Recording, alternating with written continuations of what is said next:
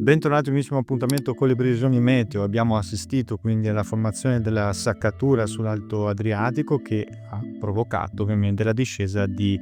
venti un po' più freddi provenienti da nord-est di Bora che spingono oltre i 100 km/h. Pensate, lungo il Trestino abbiamo avuto anche dei disagi anche per le forti precipitazioni con nevicate addirittura attorno ai 1000 metri sulle Alpi orientali, quindi l'ingresso dell'aria fredda che ha portato quindi anche un'interessante distribuzione delle temperature. A differenza appunto del comparto adriatico, pensate invece che sulla Sardegna e sulla Sicilia abbiamo toccato picchi anche di 26-27 gradi.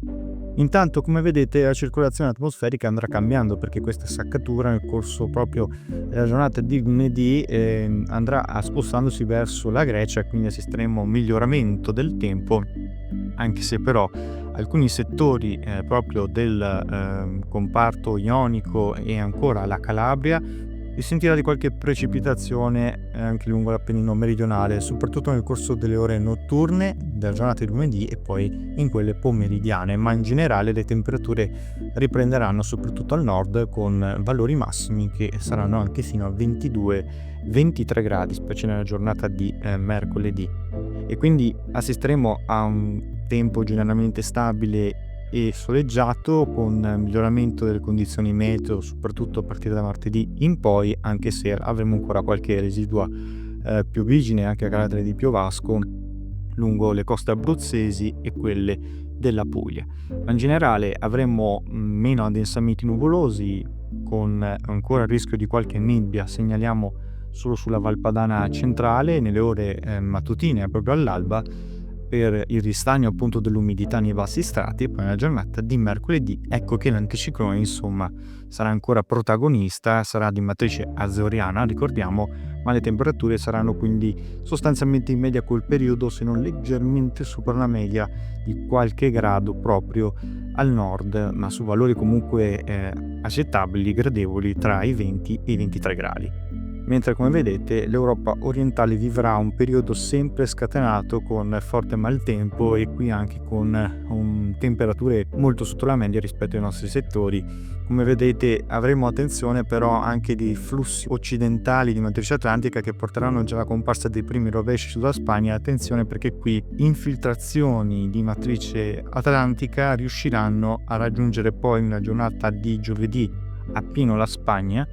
specie meridionali, e qui assisteremo alla formazione di un piccolo nocciolo depressionario che porterà alla formazione di temporali, e questo provocherà non solo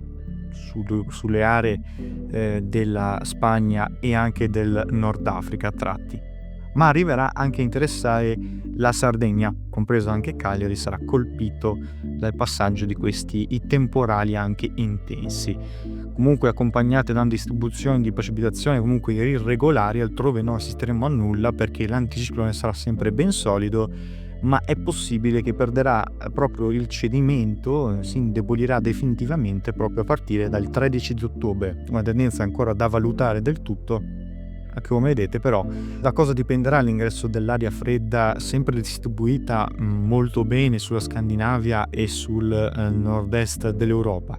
Dipenderà tutto dalla traiettoria di questo mini vortice che andrà a disporsi sul Nord Africa e poi viaggerà verso il comparto del Mediterraneo, e se con questo anomalo anticiclone di blocco sulla Inghilterra dovesse stare lì, bloccarsi definitivamente,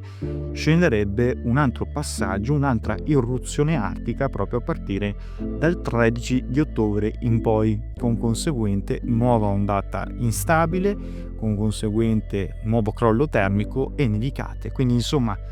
sembra praticamente di stare su un paesaggio invernale più che autunnale, quindi temperature che crollerebbero nuovamente a partire dal 13, da verificare però perché questa è una previsione a lunga distanza. Ne riparleremo, ma intanto continuate a seguire i prossimi aggiornamenti meteo.